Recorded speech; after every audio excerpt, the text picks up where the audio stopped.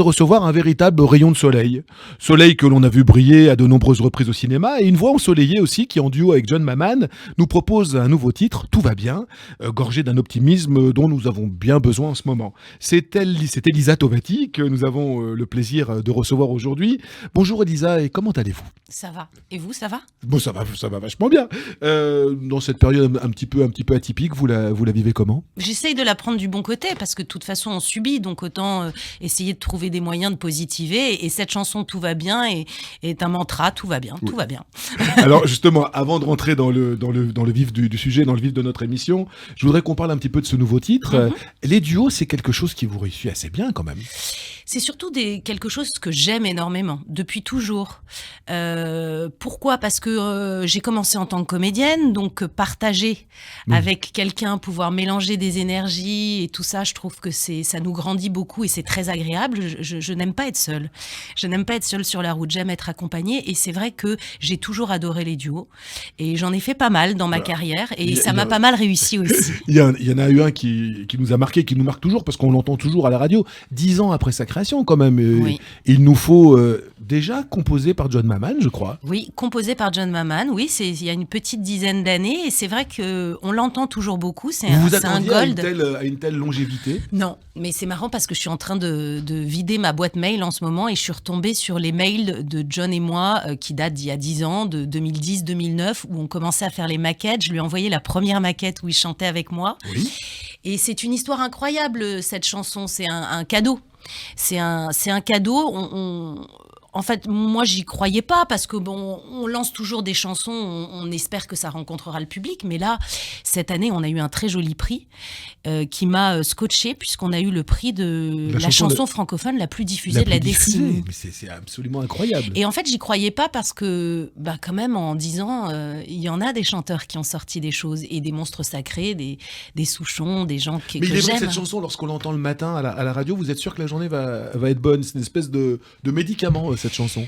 Et je ressens la même chose avec Tout va bien. Ah, c'est vrai ? Ah bah écoutez, pourvu, je touche du bois. Vous faites ce que vous voulez, mais c'est vrai que il nous faut...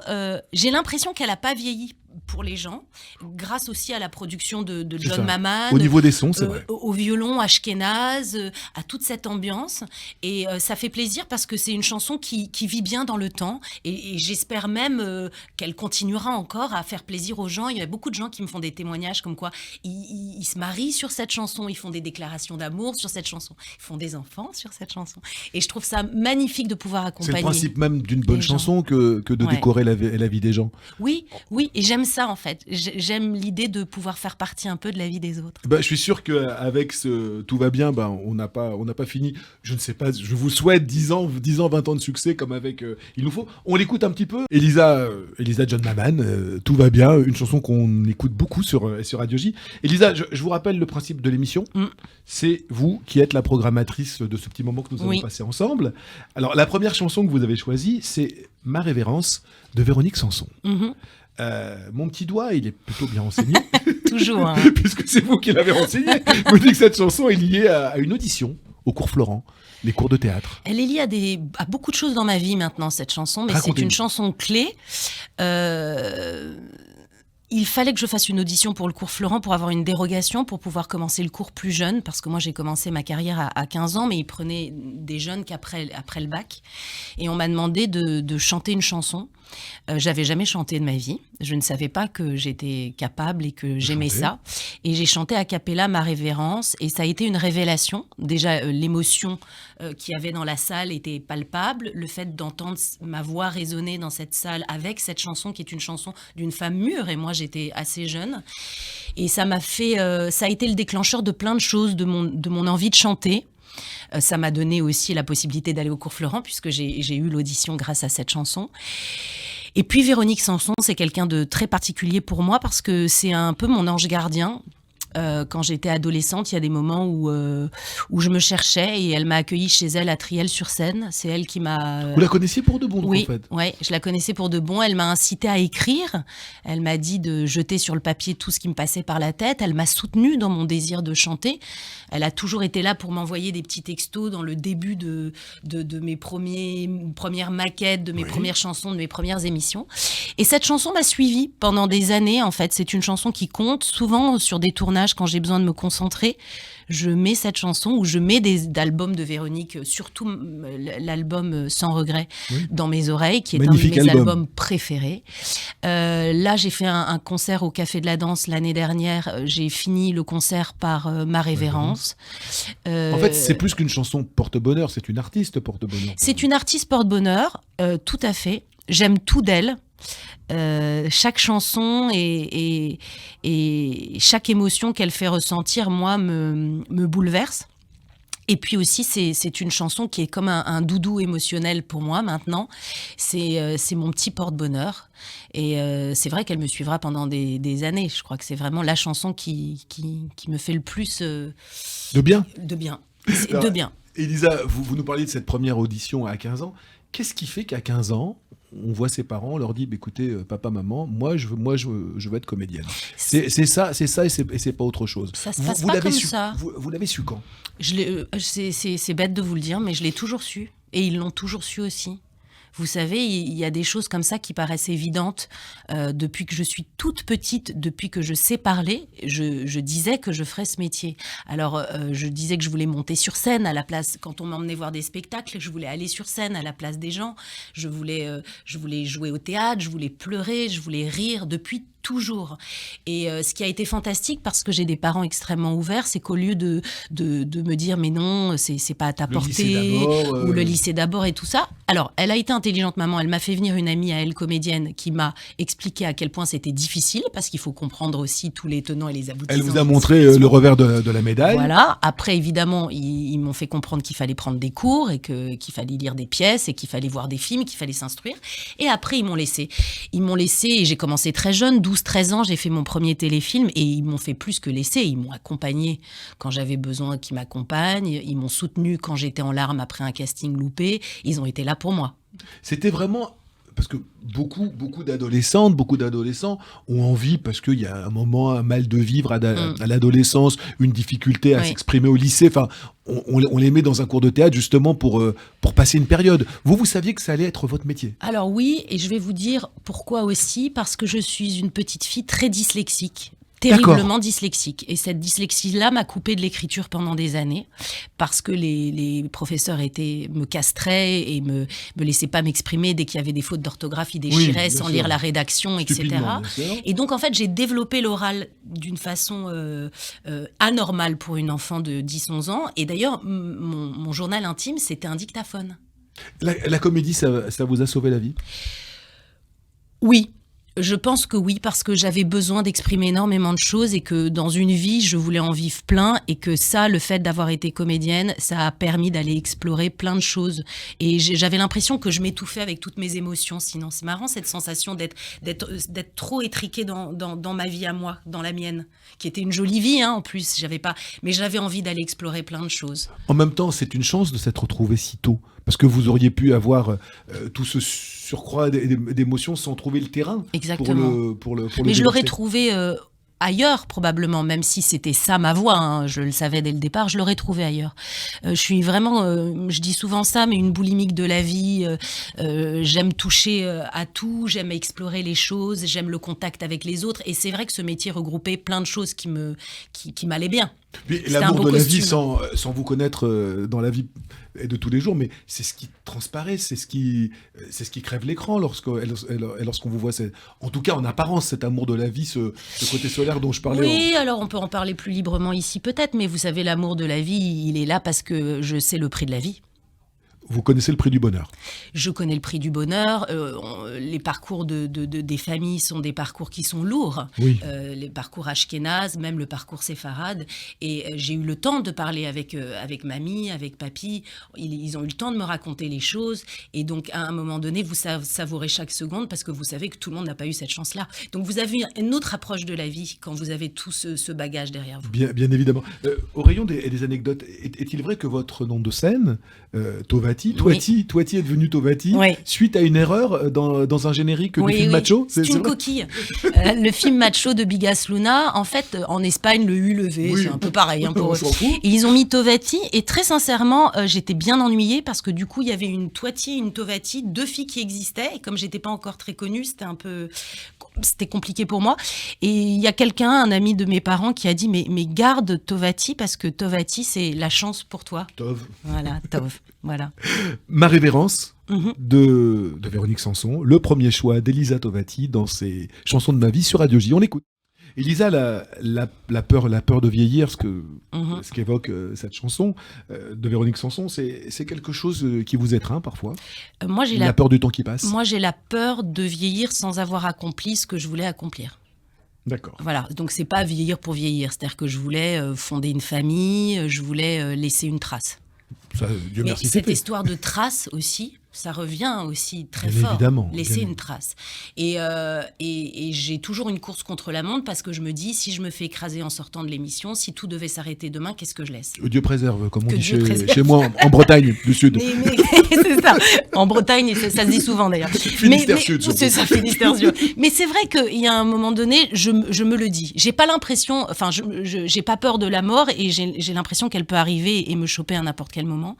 Donc je vis quand même dans un truc d'urgence où d'ailleurs je dis énormément je t'aime aux gens que j'aime et c'est très important pour moi parce que si par hasard je devais partir, je veux pas avoir pas eu le temps de m'exprimer auprès des gens qui m'entourent. Et qui vous sont chers. Au niveau de la chanson, en parlant des gens qui vous sont chers, chez vos parents, on écoutait quoi quand vous étiez petite?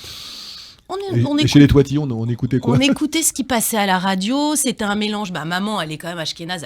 Hein, oui, c'est ça. Donc le papa. C'était un mélange vodka couscous, comme on dit. C'est ça. C'est un bon mélange. C'est ça. C'est détonnant. À consommer avec modération des deux côtés, d'ailleurs. Après, on écoutait beaucoup de variétés. On écoutait beaucoup Balavoine, Goldman, Berger, Souchon, Woolsey, Sanson. Moi, c'était vraiment la variété française. Beaucoup. Après, mes parents, c'était les Beatles ou Hotel California et tout ça, mais ça, c'était leur truc à eux. Ils étaient vieux, quoi. Voilà. Moi, je me souviens quand on partait à la campagne, on mettait Balavoine et les 3 filles, puisqu'on est 3 sœurs, on chantait à tue-tête du Balavoine. Votre premier album date de 2002, si je ne m'abuse. Oui. Vous étiez déjà connue, vous aviez déjà une carrière d'actrice bien remplie. Il y avait La Vérité si je m'en défends. Voilà, vous aviez déjà incarné Chouchana Boudboul dans La Vérité si je m'en défends. Ma copine. Un rôle comme ça, on fait comment pour le gérer au quotidien? On se dépatouille. On se dépatouille, je vous jure. Au début, on se dépatouille et après, on commence à lui tordre le cou et à reprendre le dessus. Mais c'est pas tout de suite. Ça vous a pesé, sincèrement? Parce qu'en même temps, ça vous a amené une notoriété absolument incroyable. C'est un mélange de plein de choses. Ça a été beaucoup de bonheur, ça a été une chance incroyable d'avoir 10 millions de spectateurs comme ça. Ça a été une célébrité inattendue et qui est arrivée rapidement. Et après, ça a été le contre-coup de la célébrité, c'est-à-dire le fait d'appartenir aux autres plus qu'à soi, d'être la petite qu'on interpelle dans la rue. Et ça se gère comment, ça, au quotidien, quand on a 20 balais Alors, c'était plutôt bienveillant, à part certains qui disaient « Mais Shoshana, rentre à la maison, il y a Serge qui t'attend !» Non, mais c'était plutôt bienveillant. Par contre, lourd, un petit peu lourdin, quoi, parfois. Ça pouvait être un peu lourd, mais ça nous arrive souvent d'être un peu lourd. Mais c'est sympa quand même. Mais après, ce qui était compliqué, c'est professionnellement d'avoir une étiquette si forte. La musique m'a énormément aidé à sortir de ça. Parce que sinon, à chaque fois, pour les castings, c'était Shoshana qui vient faire les essais. C'était compliqué. C'est ça, on vous proposait Rebecca, Déborah et toute la famille. Donc, j'ai pas voulu faire toute la famille, même si j'adore Rebecca, c'est pas la question. Mais la musique m'a aidé avec ce premier album, Ange étrange et tout ça, ça m'a aidé à m'affirmer en tant qu'Elisa et c'était pas mal aussi pour rééquilibrer un peu les choses. J'entends. Alors, Elisa, on revient à la chanson et à cette émission, ces chansons de votre vie. Vous avez, en deuxième chanson, choisi Paris de Marc Lavoine. Oui. Pourquoi ce choix? Pour plein de raisons. Je vous ai fait que des choix à tiroir aujourd'hui. Justement, je voulais un peu de complexité. ouvrons le deuxième tiroir. Pour 3 raisons. Je vais vous les dire. D'abord parce que Paris, c'est ma ville et que je l'aime éperdument. Et que vous êtes une Parisienne je suis pratiquante? Une Parisienne, pratiquante. Presque pratiquante intolérante. J'aime pas qu'on lui fasse mal, pas du tout. Ensuite, parce que Marc Lavoine a été le premier qui m'a tendu la main et qui m'a laissé une chance sur scène, puisque Marc Lavoine m'a offert ses premières parties dans toute la France, au Zénith, à l'Olympia, à la Porte Saint-Martin, que mon premier album n'était même pas encore sorti. C'est rare, ça. Donc c'est rarissime, et ça, je le remercie énormément. C'est un cadeau magnifique qu'il m'a fait de pouvoir fouler la scène et d'être face au public si jeune. Et la troisième chose, c'est que grâce à Marc Lavoine, j'ai rencontré mon mari. Et je suis avec lui depuis 17 ans. Et bon, voilà, ça c'est votre la mari petite qui bulle. n'est pas loin, là, qui C'est est la petite même un bulle petit peu dans le privée. studio, là. Mais Marc Lavoine, forcément, c'est dans les loges, après un concert. C'était votre témoin de mariage? Non, pas du tout.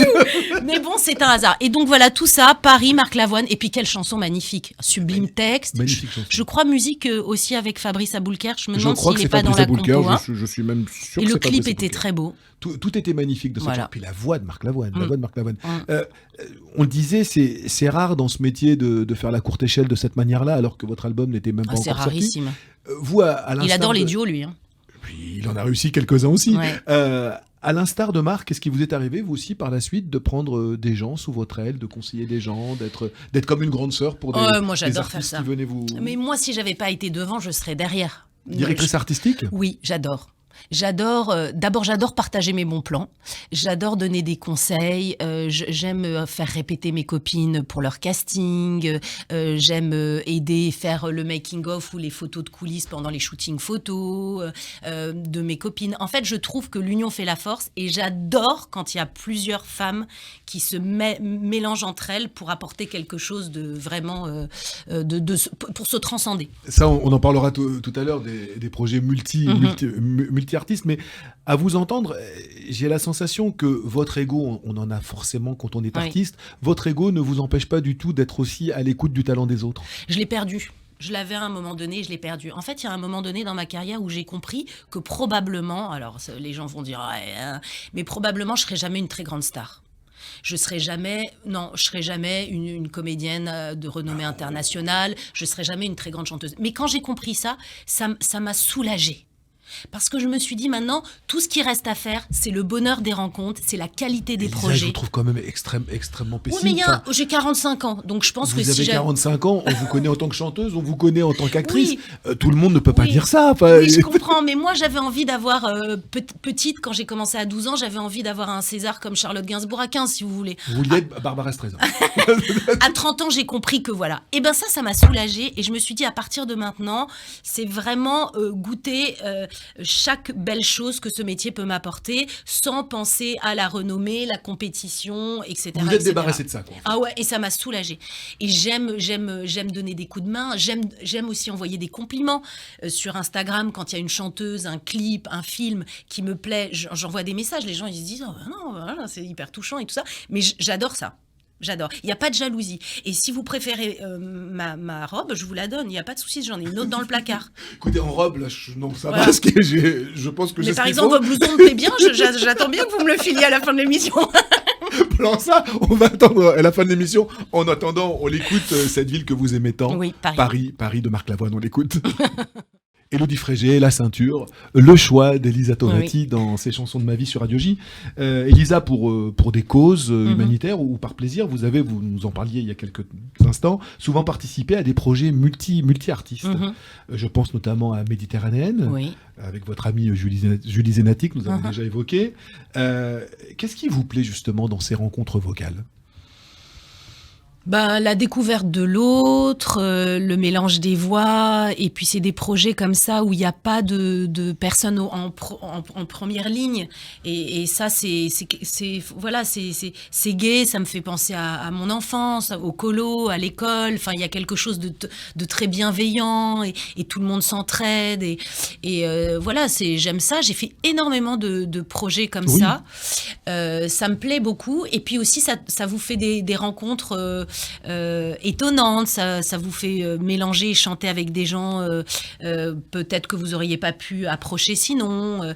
Il y en a des tonnes, hein. Il y a Sol en cirque où j'ai chanté avec Calogero, il y a le Top 50 où j'ai chanté avec Joy Jonathan, on avait chanté Désir, Désir. Et en 2014, il y a un projet qui s'appelle Aznavour, sa jeunesse. Oui, Aznavour, sa jeunesse, ça a été dingue. Ça a été dingue. Alors, comment ça s'est passé Ça s'est passé en 2 temps. J'ai eu une chance incroyable. Il y a une émission de télé qui se faisait à l'Opéra, enregistrée à l'Opéra Garnier, pour un concert de Charles Aznavour. Et ça s'appelait Aznavour and Friends, je crois. Et j'ai été sélectionnée, choisie pour chanter Mes amis, mes amours, mes emmerdes, toute seule sur scène. Donc il y avait des duos. Aznavour chantait tout seul, il faisait des duos. Et puis parfois, il y avait des chanteurs qui chantaient tout seuls. Et on m'a demandé d'aller à l'Opéra Bastille pour répéter. Et le jour où je suis allée répéter, j'ai la photo dans mon téléphone, je vous montrerai après, c'est dingue. Le destin a fait que Aznavour répétait juste après moi. Donc vous l'avez rencontré? Pas du tout, je chantais. Et il m'a entendu, il était dans les loges. Et il a été touché. Et il est venu en douce, il a demandé à l'ingénieur d'ouvrir le micro. Et pendant que je chantais, il est arrivé derrière moi. Oula. Et il s'est mis à chanter avec moi. Vous imaginez dans quel état de stress? J'imagine très bien. C'était dingue. Et c'était un moment unique, magique. Et il m'a dit, est-ce que vous permettez si ce soir, lors du concert, je partage la scène avec vous? Et donc, il m'a offert ce cadeau incroyable de chanter en duo avec lui à l'Opéra Garnier, devant le président, les ministres, la télé, etc. Et donc, en fait... Magnifique cadeau de la vie. C'est un cadeau magnifique. C'est sorti en DVD, en album. Et puis après, quelques années après, on a fait l'album Ma jeunesse, où c'était un hommage à Aznavour, où j'ai eu la chance de chanter aussi une collégiale et d'autres titres, et on s'est revus. Et il y a vraiment eu quelque chose d'indescriptible entre nous. Un charme s'est opéré. Qu'est-ce qui vous a touché le plus chez lui? Ce qui m'a touché le plus, c'est sa jeunesse. Et son humilité aussi. Ouais, sa jeunesse, son humilité, le fait de continuer à tendre la main à la jeune génération. Toujours. Il est plein d'imprévus, c'est-à-dire que même quand il chante, on ne sait pas comment il va positionner les mots. Est-ce qu'il va se décaler par rapport au rythme ou pas? Il est toujours aussi... Il est. C'est fou. On a beaucoup de mal à en parler à l'aparté. Il était jeune, il était dynamique, et à la fin du concert, j'étais tellement fière d'avoir chanté avec lui. J'imagine. Et il m'a dit, si vous étiez plus jeune, je vous épouserais. C'était drôle. J'ai trouvé ça génial. Et il m'a fait le baise. Il était vaillant jusqu'au bout. Il m'a fait le baise-main, il était très séducteur et tout, et il m'a laissé un des plus beaux souvenirs de ma carrière. Puis, comme lui, vous menez de front de carrière. Vous n'êtes pas si nombreuses, en fait, chez les artistes. De plus en plus. J'ai l'impression de plus en plus. Chez les femmes, moi, j'en vois pas beaucoup. Il y a Vanessa Paradis. Il y a Vanessa Paradis, il y a Lou Doyon, il y a Charlotte Gainsbourg, il y a Camilla Jordana. Camilla Jordana, oui, bien sûr. Il y a aussi, j'aime beaucoup cette comédienne chanteuse, Camille Lou. Effectivement. Camille Lou. Il y en a quelques-unes. Justement, on est quand même dans un pays, en France, on aime bien mettre les gens dans des cases et dans des tiroirs. Justement, vous, de revendiquer haut et fort... Moi, je l'ai payé. Et c'est oui, ça vous a coûté. J'ai un souvenir d'un producteur très, très connu que j'aime énormément, que j'ai rencontré pour lui proposer un projet de série télé, qui m'a dit, mais bon, t'es une artiste un peu dispersée entre la chanson et le cinéma, va falloir faire un choix, sinon tu feras rien. C'est dingue, ça. C'est vraiment français. Et c'est quelqu'un que j'aime beaucoup et qui m'aime beaucoup, mais il m'a dit ça, c'est resté... Ça m'a fait du mal. Alors, Elisa, mes amours, mes amis, mes emmerdes. Vos amis, vous nous en avez parlé. Vos amours, on les a évoqués. Ils ne sont pas très loin dans ce studio. Vos emmerdes, vous les gérez comment au quotidien? Très sincèrement, je vois des psys quand vraiment c'est trop lourd à gérer. Et puis j'aime bien essayer les choses un peu parallèles. Combien d'années de psy, combien de piscines payées à vos psys, combien de maisons de campagne? Ça m'a fait du bien. Mais c'est marrant parce que quand je suis venue vous voir ici, je ne dirais pas dans quelle avenue on est, mais mon psy était à 2 numéros. C'est des signes, ça. Ouais, et incroyable, il était à 2 numéros, je l'aimais énormément. Il est décédé l'année dernière d'un cancer. Et quand je suis passée, là, je me suis garée pratiquement à l'endroit où je me garais quand j'allais le voir. Ça m'a fait un petit pincement au cœur. Alors, votre psy, on va lui dédier... Je lui ai dédié une chanson. En plus. Mais oui, dans mon album, dans l'album Je ne mâche pas les mots, il y a une chanson qui s'appelle J'aime mon psy. Et c'était pour le remercier de m'avoir aidé à combattre mes démons. Alors Elisa, pour votre psy, où qu'il soit, et pour Charles Aznavour, qui doit être forcément au paradis, mes amis, mes amours, mes emmerdes, Génial. de Charles Aznavour, le choix d'Elisa Tovati dans les chansons de ma vie sur Radio J. Et Charles Aznavour, c'était vraiment quelqu'un qui semblait, enfin en tout cas c'est ce qu'il disait, ne jamais avoir le trac avant de rentrer en scène. Vous, Elisa, vous êtes une grande traqueuse. Vous avez des rituels Ouais. comme ça dans ces rendez-vous. Non, j'ai le trac. Alors, j'ai de la chance parce que la plupart du temps, ce trac me transcende.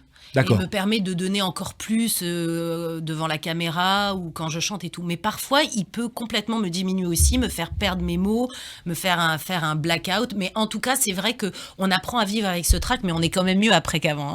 Alors, il y a des rituels, il y a des superstitions, il y a des prières avant de rentrer sur scène. Non, je fais pas ça. Je m'oblige à pas avoir tous ces trucs-là parce que c'est très contraignant. Donc, alors, il suffit que vous ayez pas votre petit nounours, votre petit billet, votre petit machin, vous êtes dans la merde. Pareil, les comédiens qui disent, moi, c'est que le profil droit. Alors, qu'est-ce qui se passe si la porte fait que tu rentres par la gauche? Alors, du coup, t'es déstabilisé. On est dans la merde. Et souvent, on m'a dit, tu veux que je te dise ton bon profil? Parce qu'on a tous un côté où on est plus joli que l'autre. Et j'ai dit, surtout, ne me le dites pas. Je m'en fous, en fait. Je veux pas commencer à me mettre des trucs, des barrières à droite, à gauche. Je m'en sortirai pas, sinon. Moi, je vous parlais de superstition et de prière parce que nous sommes sur Radio J, une radio culturelle et cultuelle. Et justement, en parlant de prière, quelle place ça occupe dans votre vie, la spiritualité?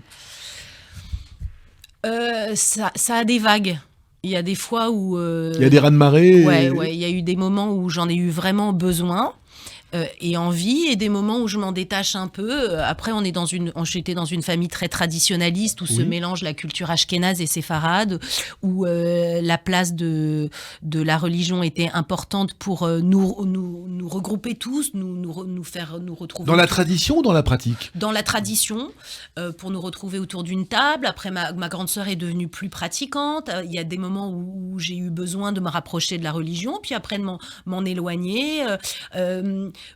Pour moi, cette religion, c'est une fête, c'est que des bons souvenirs. Oui. C'est des souvenirs avec mes grands-parents, avec mes parents, c'est de la fierté à la synagogue d'être à côté de mes enfants, c'est des moments qui sont très touchants pour moi. Donc, c'est quelque chose que vous essayez de transmettre aujourd'hui? Mais bien sûr. Mais dans moins d'un an, mon fils va faire sa bar mitzvah et ça rigole pas. Hein. On ne rigole pas du tout. On rigole pas du tout. Elisa, la dernière chanson de votre playlist, on continue à voyager comme ça c'est surprenant, cette au pays des chansons qui ont marqué votre vie. Encore une fois, je crois savoir une chanson qui est liée à un casting. Ouais. C'est un moment donné où ça a été un tournant dans ma vie. Vous savez, parfois vous êtes à la croisée des routes et vous savez pas ce que vous allez faire. Oui. Et à un moment donné, j'étais un peu désespérée. Le cinéma marchait plus trop bien. Et je me suis dit, peut-être qu'il faut que j'arrête. Et j'ai eu Yann Kounen, qui est un grand réalisateur, et Ilan Goldman, un grand producteur, qui m'ont proposé de passer le casting pour 99 francs de Yann Kounen, avec Jean Dujardin. J'ai passé le casting, j'ai été prise. Et malheureusement, et ça arrive de temps en temps, malgré le fait que vous soyez prise, aux essais ces lumières que vous faites quelque temps avant le début du film, ils ont eu un doute et ils m'ont dit, en fait, on s'est trompé, c'est pas toi. On fait comment pour se remettre de choses comme ça? Il faut avoir un moral d'acier. Non, on se remet pas. J'ai failli crever, en fait. Rien d'y penser, je suis encore en apnée. Et parce qu'il y a eu un problème, c'était pour jouer le rôle d'une prostituée, et la dame qui m'avait maquillée, coiffée, elle m'a maquillée, tellement coiffée, tellement maquillée, tellement apprêtée qu'on aurait dit un travelot, et que ça ne marchait plus. Il n'y avait plus la fraîcheur qu'ils avaient vue pendant le casting. Donc ils m'ont mis un ultimatum, ils m'ont dit rendez-vous dans 2 jours dans un studio, donc un studio de photos, je ne sais pas si vous savez, mais c'est comme un grand studio très blanc, très lumineux, tout vide, où les murs sont peints en blanc. Avec des éclairages partout. Voilà, et ils m'ont dit, on aimerait que sur une musique, tu nous fasses une danse, une transe pour nous raconter l'histoire de cette femme. Et si c'est réussi, t'es prise, et si c'est pas réussi, au revoir. D'accord, donc la pression de folie. Pression de folie, quoi. Et voilà, et je me suis retrouvée ce jour-là. Jean s'est mis sur un fauteuil au milieu de cette salle blanche. Yann Kounen a pris sa caméra. Et donc, à travers cette danse, donc on parle d'une femme qui a été battue, qui a été prostituée. Donc, en fait, une femme meurtrie. Voilà, il a fallu que j'aille très, très loin dans la transe, chercher en moi l'émotion et raconter cette histoire à travers le corps sans les mots. Et la musique qui était mise pendant que je faisais cette transe, c'est une musique de Cassius. Cassius, et c'était Toup Toup. C'était Toup Toup. Toup Et donc, en fait, quand j'entends cette musique, ça me renvoie à un moment clé de ma vie où j'ai réussi à me transcender et à montrer et à prouver que j'étais capable. Et quand ils m'ont dit, ils se sont excusés après. Ils se sont excusés d'avoir douté de mon potentiel ou de mon physique pour faire le film. Et quand j'ai fait le film après, je me suis dit, cette musique, elle me suivra toute ma vie parce qu'elle m'a porté chance. Alors, cette musique est liée pour vous à un excellent souvenir. Cassius, c'est Hubert Blanc-Francard et Philippe Zdar. Oui. Et Philippe Zdar qui nous a quittés C'est pour prématurément. ça aussi que j'avais envie d'écouter cette chanson aujourd'hui, parce que j'ai été bouleversée cette année par la mort de Philippe, qui a eu un accident, apparemment il s'est défenestré, ou j'ai pas bien compris. Oui. C'était un accident en fait, il est Bien tombé sûr. et il est mort. Et sa balustrade aurait lâché. lâché. Et c'était un mec mais beau comme un dieu, qui avait des enfants magnifiques, un talent fou, une femme sublime, et voilà tous ses destins comme ça brisés du jour au lendemain. Et ça m'a vraiment traumatisée, ça m'a bouleversée cette histoire. Il sortait juste son album quelques jours après, je crois, qui est sorti après donc sa mort. Il doit sortir une semaine après, effectivement. Voilà, c'est ça. Et donc, j'avais envie de lui rendre hommage et en même temps de vous faire écouter cette chanson qui n'est pas du tout Radio J, je suis désolée, qui est une excellente chanson. Voilà, mais qui est très dynamique et punchy, et voilà. Et qui nous donne le sourire. On l'écoute, Cassius, Toup Toup, le choix d'Elisa Tovati. On l'écoute tout de suite. Cassius, Toup Toup, le 5e choix d'Elisa Tovati dans les chansons de ma vie sur Radio J. L'électro, la French Touch, c'est quelque chose qui vous parle? Vous envisagez éventuellement un jour de faire un album d'électro? J'envisage pas, non. Non, pas du tout. Pourtant, ça vous va bien. J'envisage pas, mais j'aime ça. J'aime l'écouter. Je trouve que ça donne une super énergie. Puis en France, on a des talents incroyables. Donc, c'est pour mon plaisir à la maison. Mais moi, je suis vraiment quelqu'un qui a besoin de savourer chaque mot. J'ai envie d'être dans l'interprétation, dans une chanson française un peu plus pop, plus acoustique, plus organique. Donc voilà. Alors, justement, Elisa, quelques 25 ans de carrière déjà. Oui, paraît-il. C'est quoi votre prochain rêve artistique? C'est quoi le prochain Graal, le prochain rêve qu'il vous reste à assouvir? Moi, j'ai pas trop confiance en moi. J'ai toujours peur que tout s'arrête demain. Et en fait, mon seul rêve, c'est Vous en avez parlé à votre psy? Continuer. Le nouveau. pas celui qui est décédé. Vous en avez tué combien? Je les ai épuisés. D'ailleurs, je vous conseille tous d'aller sur arte.fr, regarder Thérapie, la série de Nakache et Toledano. Un bijou. C'est une pure merveille. Et ça me rappelle des souvenirs de thérapie, moi aussi. Mais oui, en fait, je veux juste pouvoir continuer. J'espère pouvoir refaire un autre album, de pouvoir refaire d'autres films, d'être sur scène aussi. Voilà, laissez-moi juste continuer. Pour votre prochain album, je connais un bon producteur. Ah, c'est bien. Un bon directeur de maison de disques. Mais vous savez que ça fait pas tout. Hein. Ça fait beaucoup, mais ça fait pas tout. Mais ça peut aider quand même. Elisa, on a passé un délicieux moment avec vous. Merci de tout cœur de m'avoir accueilli. J'espère que les gens qui vous connaissent vous connaîtront un petit peu mieux à la suite de cet entretien. Merci mille fois d'avoir fait un petit détour par le micro de Radio J. J'en profite pour saluer tous les auditeurs de Radio J et je vous souhaite une très belle semaine et puis tout va bien. Tout va bien, c'est le titre de votre dernier album et on l'écoute avec beaucoup de bonheur sur cette antenne. Merci beaucoup Elisa, à bientôt, merci. Au revoir.